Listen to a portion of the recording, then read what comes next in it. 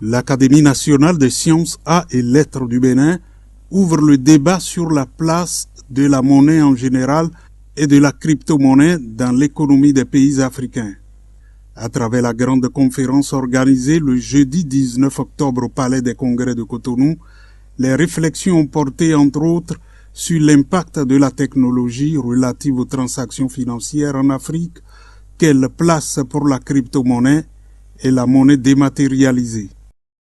Malgré les avantages réels de la crypto-monnaie, il y a encore de nombreux défis à relever, tels que l'absence de régulation, le manque d'infrastructures et de sources logistiques pour la gestion des monnaies virtuelles.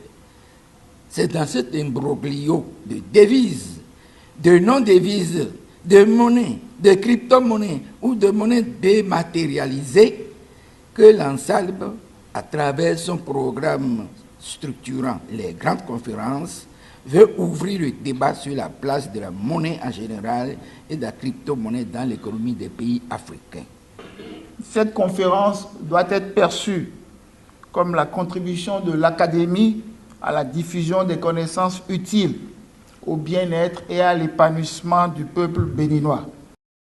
Il était question de l'histoire des moyens d'échange commerciaux en Afrique jusqu'au lendemain de la colonisation, puis les monnaies jusqu'au lendemain de la colonisation.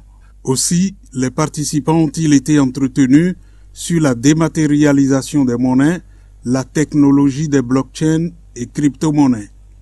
L'ANSALB rassure les passionnés de crypto-monnaies qui exprimaient leurs inquiétudes.